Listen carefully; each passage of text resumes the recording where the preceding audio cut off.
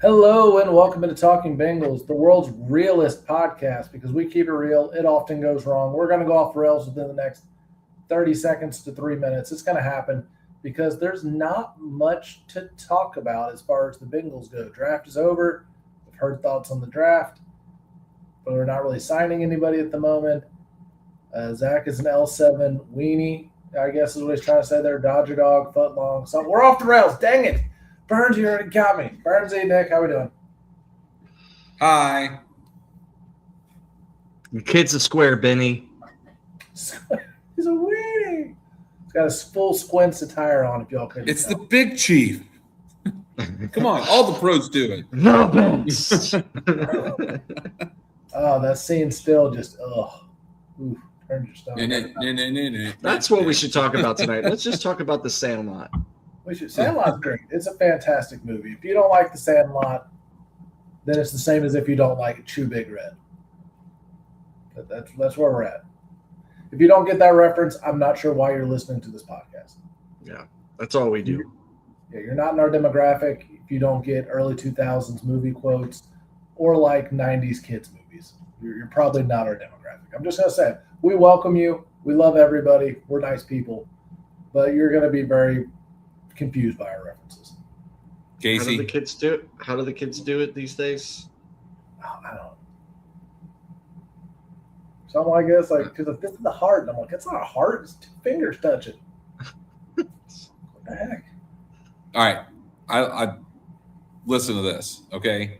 When The Sandlot was made and produced, it was in regards to a time in society that is the equivalent that if that movie was produced these days to our childhood.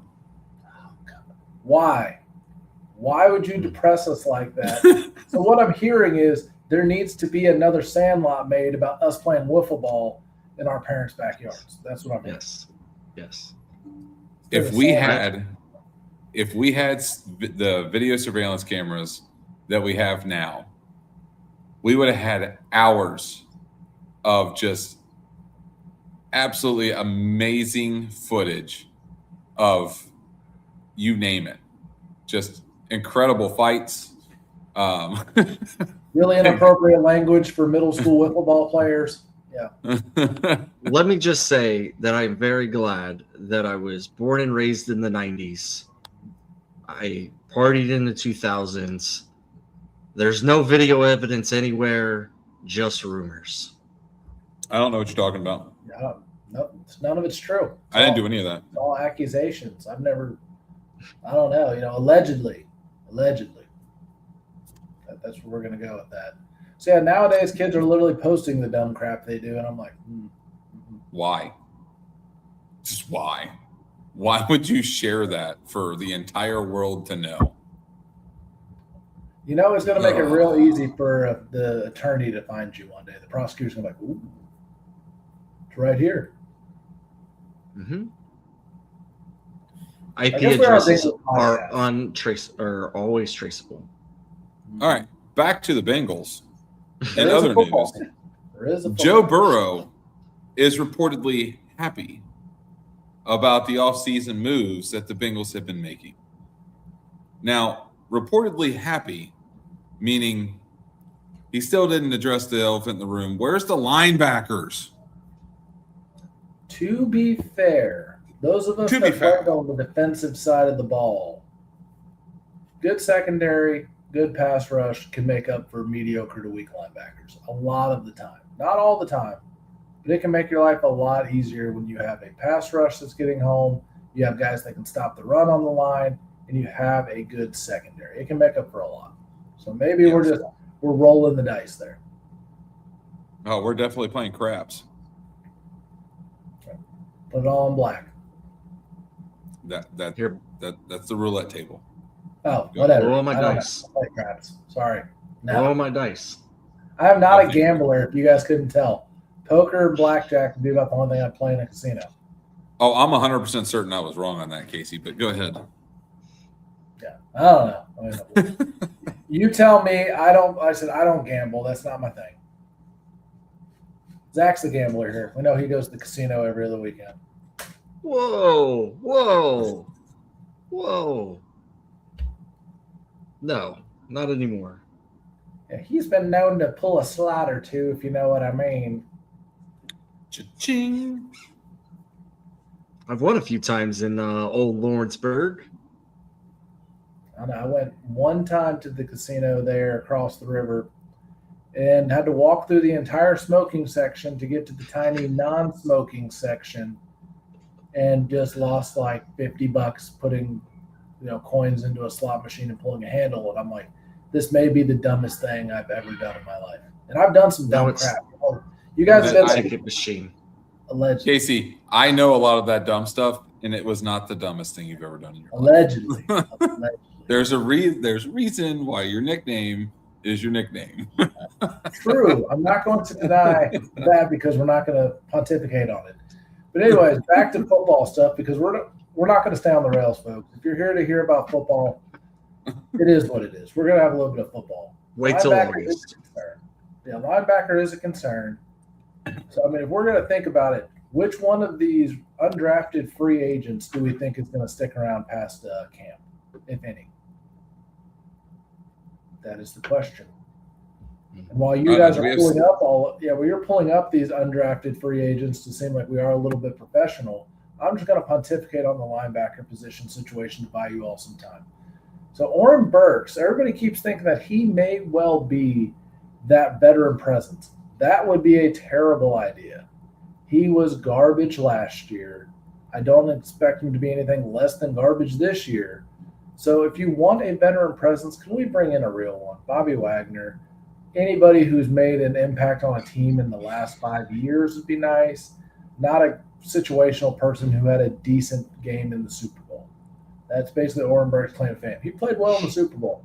Blind squirrel finds an acorn every now and then. It's just the truth on that. So of these undrafted free agents, what do y'all think? I like Bobby Wagner, but I don't know why we haven't picked up anybody. He's not an undrafted free agent, Nicholas. I don't know. We signed throwing out names. Free agents. I'm just throwing out names because I have no freaking clue what you're talking about. I haven't had a chance to even look at the internet today. This 15 minutes ago or 20 minutes ago, whenever Zach and I got on this thing. Okay, waiting on you for the however long it took you to join. Yeah, I knew it. That was the first time I looked at Facebook in the past 4 days. So if that gives you any idea of how much free time I've had in my days. Yeah, a lot. So Bernsey, what do you think about them? Well, the two that we brought in from linebacker, I think of the two, and I know UC fans are going to hate me for saying this, but I'd rather see Eric Gentry. He's 6'6", 221. He had a lot of time playing in the Big Ten. That's weird saying that USC's in the Big Ten. But, yeah, he played a lot of competition there. The Big 12 is a different league, so I can't do that with Jack, right? I think his name is Jack. Yeah, Jack Dingle. Yeah, Jack Dingle. Yes. Barry? Jack Dingleberry. Yep. Yeah. So I was going to go another way with it, but it might have not been very appropriate. Yeah, let's keep it PG for the kids there, Nick. Keep PG for the kids. I mean, he's a little bit bigger, but he's only 6'4". He's 232. He ran a 4.5 in the 40. So freak athlete, man. Freak athlete. He's right on the Bengals roster. He's on the Bengals roster. He's signed already, dude. This guy's going to be on the 52-man roster. He ran a 4.5 40 as a linebacker. He's a freak athlete. All right. Well, what I was going to say, look, you have your outliers like James Cook from UC, who obviously is now playing for the Bengals, did phenomenal while he was in Kansas City. I don't know. I have to see him play actual football, meaningful football games before I can be a believer in a guy that went to UC. So, yeah, I mean, undrafted free agents are just camp bodies. They're cannon fodder. Occasionally they pay off, but typically not. Best of luck to them. They made it a lot farther in athletics than I ever did, so good on you. Yeah, absolutely. we're not trying to downplay your efforts and all the hard work you've put in. We're just saying realistically, you probably won't be suiting up on Sundays. So best of luck. Keep working hard. Do the best you can. Unless their preseason games are on Sunday. Yeah, they did have a couple in the league last year on Sundays, which is weird. Very, very weird. Yeah, normally like Friday or Saturday. Yeah, I don't know. Preseason football is one of the most boring events you can go to. Not for the kids. The kids like the atmosphere. They like to say they've been to a Bengals game, yada yada. My kids did not. The two kids I took to the preseason game were like, there's no Joe Burrow, there's no Jamar Chase. Why are we here? And then we finally got to go to a regular season game, like, yes, Joe Burrow, Jamar Chase, what a great time. I'm like, I'm sorry, preseason, I can't help it that it's the Sisters of the Blind. And the year I think we took them to preseason, it was the first preseason game, so you saw nobody at all. Oh, that was the year Joe Burrow was still recovering from the ankle injury. Yeah, calf injury, ankle injury, some kind of injury. I don't know what he had, but it was so boring, and it was just not an exciting game at all. So the kids were not happy.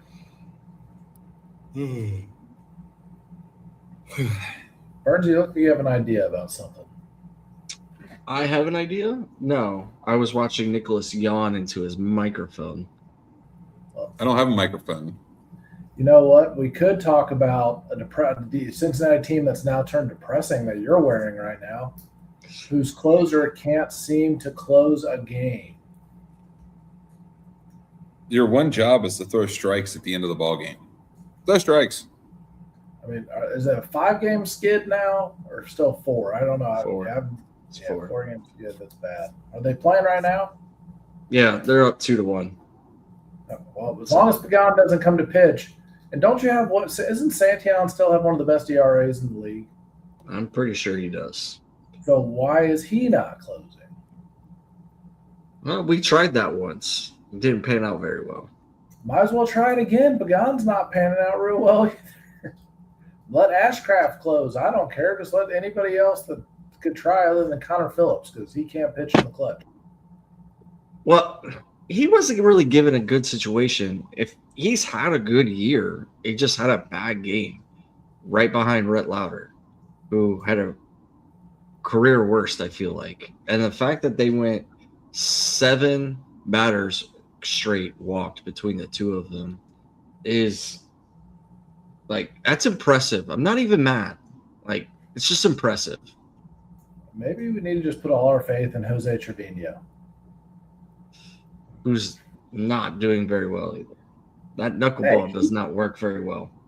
He did fine in the first outing and, throw that 40-mile-an-hour pitch. And then after that, not so great. But anyways, I digress. But yeah, the Reds, this is why I tell people don't get too excited in April. It's fun. Enjoy it. But don't be like, we're going all the way, because you honestly don't know. And all it takes is one bad skid. And what are we now, 3rd place? Yeah, 2 games out, 3rd place. So now you got to fight your way back. But that could also happen in a couple-game winning streak. That's the beauty of baseball. You really don't know who's in or out until about July, and then you start to see some teams fall off. Unless you're the Rockies from last year, and then you were out from opening day. More football-related topics. You got anything, guys? How about DJ Reader getting signed by the Giants? Good for you, DJ. Go enjoy the. That's football news, at least. You do you, man. Play for the Harbaugh. Go for it. Enjoy. At least it's football news. We talked about football. It is football news. I mean, I just feel like this offseason, for some reason in particular, maybe it's because they're making moves that we don't have as much to talk about. I feel like we typically have more things to complain about or talk about, but linebacker's really it. And at this point, you're like, well, maybe they know something we don't because they've made lots of other moves that we like. So I know it's scary to think about, but it's like, yeah, that's the one thing that's lacking. And who knows, maybe Demetrius Knight or Barrett Carter, maybe one of them has a great year, or both. Who knows? I'm hoping Demetrius Knight has a breakout year. I mean, I hope they both do. I hope they have a wonderful season. it's a magical fall for all of us, and we just love it. And this time next year, we're just sporting all of our Super Bowl champion gear that we have. That we bought. That was probably not authentic. I will buy all the merch. I said that in 21. I say that again now. When they win the Super Bowl at some point, I will buy all the merch because I've been waiting forever. Literally our entire lives. Yeah. I mean, I could buy a 1990s Reds World Series thing somewhere, but sure, I don't remember that. No. I had a cup, a souvenir cup. Yeah, I think I do. My parents have lots of stuff. Well, my mom and dad, they had a couple of souvenir cups for the sweep against the A's, but I don't know what happened to it. I think my mom threw it all away. Well, I probably have some stuff in my basement, so I can give you some stuff if you want it. My mom purged crap, just like my wife does it all the time. You just got to keep your crap hidden somewhere. Anyways, Bernsey had a good one in the group chat earlier, so we're going to touch on that, and then if we don't have anything else, we can do some off-season stuff or final thoughts, whatever. Kind of one of those nights. But which one was the most heartbreaking because Zach hates us? Just remember that this is Zach's fault. He found somebody else's post and reposted, but it's Zach's fault. Which was more heartbreaking?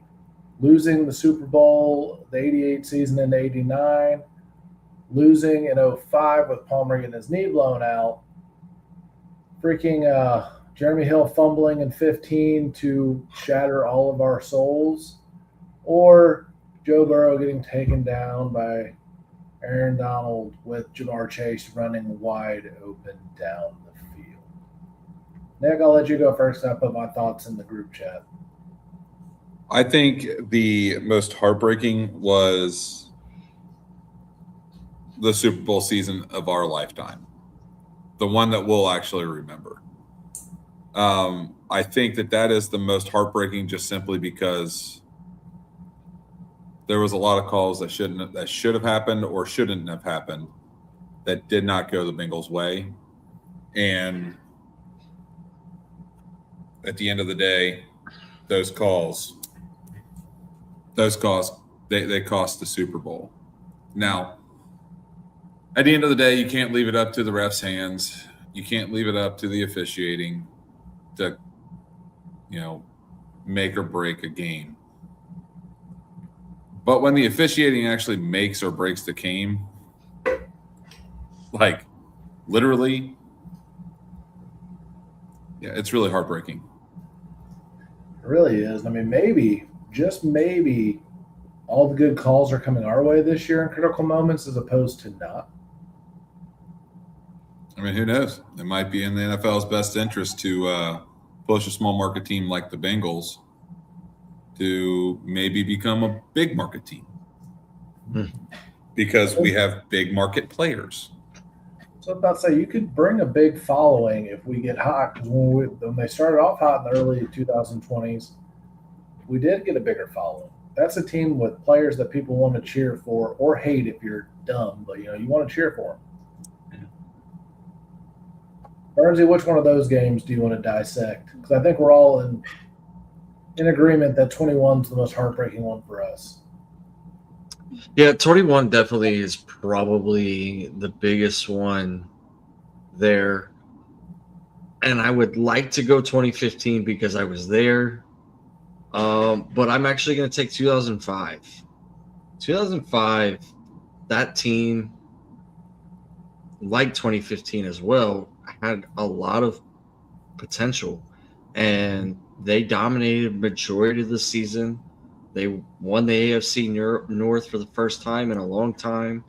I mean, they were AFC Central before that, but, no one's keeping track. Yeah, same time. But anyway, yeah. And then the daggone Steelers have to do Steeler things and roll up on Palmer's leg after he makes a big play. I was at a watch party at a local church, and big play. We're all screaming at the screen or whatever's going on, and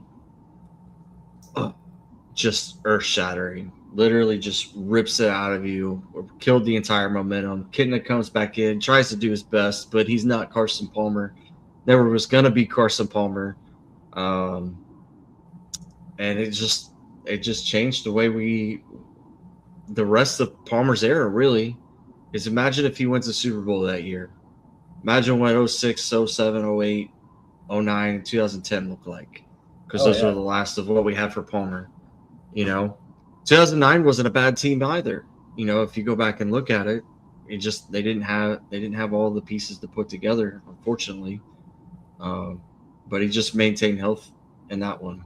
So 2005. 2005, I got to touch on that because it's funny. You're touching on the game that I was at, and then I'm going to talk a little bit about 15, the one you were at. But yeah, I seriously remember just the silence, the dead silence after you knew Palmer was injured. Everybody just not a peep in the stadium. I don't even think the Steelers fans were saying anything at that point. Everyone's like, "Oh, well, this is not fun to deal with." Yay! And I'm assuming that was the exact same sound you heard after Jeremy Hill fumbled in 15 after the crazy celebration. Everybody's pumped up, everybody's happy, and then just immediately crushed. I mean, that 15 was a game that I could hardly watch because at the beginning the Steelers were just dominating. They were getting away with murder, pulling people's hair, pushing people, and they kind of coaches, mind you, pulling players' hair, throwing them around on the sideline. They also being on the field. But yeah, the touchdown they called that I still swear is not a touchdown, right before halftime or whatever it was. Like, he got both feet in. I'm like, one of his toes is on the white. That's out of bounds. But anyways, I digress. I hate the Steelers. F the Steelers. Actually, F Pittsburgh in general. The entire sports scene, city, whatever, we don't care. The Pirates, the Penguins, the Steelers, the Panthers. Bunch of bums. That's what we're going with. But anyways, yeah, 15 was just heartbreaking because you're like, we were right there. We were right there. Just like in 21. But at least 21, you have some good memories. That's the only thing I would say you lean back on of, hey, we broke the playoff drought. We won the AFC Championship. There's good things to think about in 21. The Super Bowl is heartbreaking because you were that close. But 15, it's like you had the game. All you had to do was run out the clock, and that's it. I must have broke Burnsy's heart. He had to drop for a moment, folks. We'll see. We'll see when he gets back here. He's pretty devastated over the reliving 2015. But, yeah, lots of heartbreak. I'd like some no heartbreak this year, just have the vindication of a Super Bowl win. I have to say 22 was also a heartbreak year. Yes. Golly. Okay. First and foremost, whenever a quarterback who is a running quarterback is running along the sidelines and he just steps out because he knows he's going to get a hit, like, you're running the ball, you're going to get hit. Like, that's your fault. You are now a runner. Not if you're Patrick Mahomes. Any other quarterback in the league, they get decked. Nobody cares. I think Joe Burrow can attest to that. Well, Burnsy's burning his house down. No, that would be my fridge is wide open right now. Well, why don't you close it and we'll wait for you. Or continue to talk about the same exact topic. Or, the wonderful giving the Chiefs a do-over. That is still just the one that, like, you can't make that call in that game. You can't do that. Like, it just blows my mind. I did see a worse call than that. And, of course, it's not in football, and it was in a minor league baseball game. It was for the Reds a couple years ago, or AAA, the Bats. The guy slid into I think it was Ellie. They didn't say who it was, but it looked like Ellie De La Cruz a couple years ago. The third baseman went to tag. The ball literally pops up in the air. The third baseman grabs it with his, non-glove hand. And the umpire was not looking. He was staring down Ellie as he slid into third and called him out. And the manager's like, but the ball popped out. And the other umpires, you could even read their lips like, yeah, the ball popped out, but the guy was the crew chief. And he's like, no. was good. He's still out. Like, that's just dumb. Don't be dumb. If you're wrong, admit you're wrong. Make the right call. That's the reason I love challenges and ABS in baseball. You missed the really bad ones. It's on you. But also, I love the fact that the batters are also wrong when they make emotional decisions. So it's like it balances out. Yeah. ABS is here to stay. I love ABS. I didn't think I was going to love it as much as I do. I actually kind of like the pitch clock. I know that's painful for me to say. I think it keeps the game moving. So, I don't know. I'm more of a routine kind of person when it comes to baseball, when it comes to pitching and batting and all of that. So I know that stuff kind of takes time, but at the same time, I think you go 35 seconds instead of 25. Well, I know Nick is a traditionalist, so he doesn't like any of it, but I don't like watching a 4-hour game that's 2-1 or 0-0 into the 8th, and you're like, stop adjusting your batting gloves and get in the box. Like, see, I don't mind the ABS and the replays. Right? Don't mind that. I do think it takes out the human element of the game. But when the umpiring has gotten really bad, it was necessary.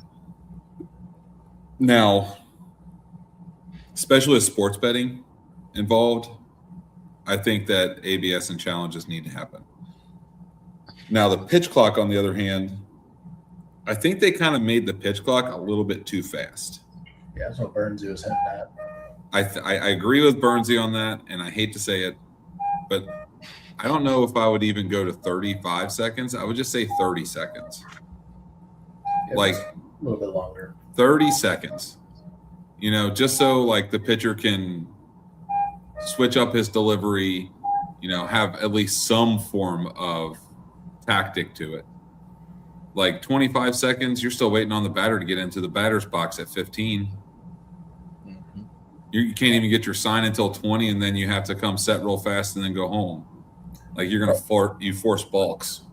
Well, they all get it basically up through the system now. I forget what the silly thing called. Zach probably knows, but whatever the system is they use in their hats. So you don't really have to wait for a sign. They just basically give it to you while you're standing around now. So that helps speed it up a little bit. Yeah. But it's a click button kind of vibrator kind of thing on in your hat. It tells you what pitch we're going to go with. That's why you don't see as many signs from the catcher anymore. The one rule that I do have an issue with is the ghost runner, or the phantom runner, whatever runner you want to call it in the extra innings. That should start after the 12th inning. Yeah. I feel like, okay, I get that it has a place because nobody wants to see a 35-inning baseball game. No matter how much you love the game, at some point you're going to get bored because you're like, okay, nothing has happened. But yeah, it makes it to where all you have to do is bunt somebody over and hit anything. Sack fly, ball to the other side of the infield. And to me, it just does not make it as exciting. Give them a couple innings to actually have some strategy involved. And then, after the 12th inning, then sure, put the guy on second base to start with. That's fine. I can agree with that. Yeah. Doing it in the 10th is too early. Yeah. Especially if you just come back and tie the game. Like, yeah, and then you're like, oh, well, their fastest guy is on second base to start. Great. Yeah. Well, with that, I agree with that because it's kind of like college football, right? You look at their rules. It says, hey, after the second overtime, you automatically have to go for 2. That's perfect. You score a touchdown, you kick the PAT in the first one, the other team does the same. All right, now we got to go from 2 for 2 here on out. So the game's going to end at some point if you don't get it. So I think that makes more sense. But what are we? We're just a bunch of guys talking about the Bengals on or baseball on a Bengals podcast. Yeah, we do what we want. That's our motto here. So, any other topics you want to bring up, or are we ready to bring this one home?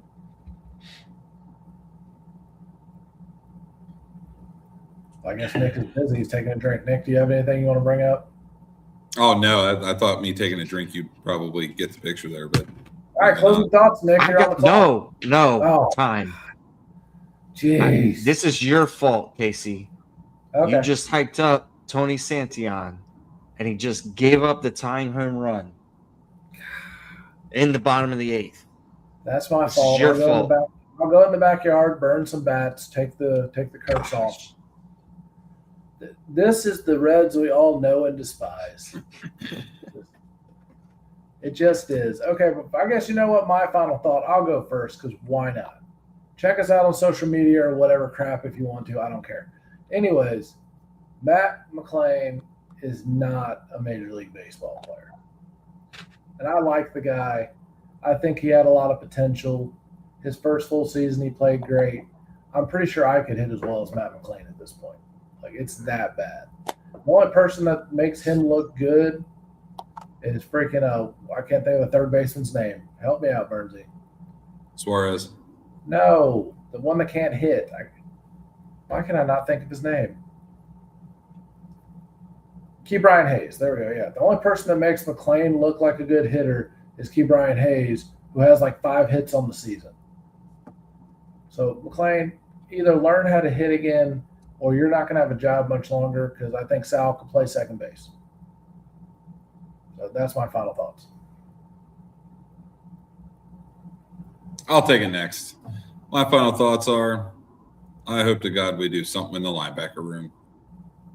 I like it. Bernsey? Today. Well, my audio is starting to go out, so you guys kind of sound like robots right now. So I think that means it's time to go. But as always, if you don't like, follow, subscribe, or share on all of our social media platforms right now, go ahead and find us. We are at talking_Bengals. And that's pretty much it. So, hoo-day. Hoo-day. Hoo-day, people.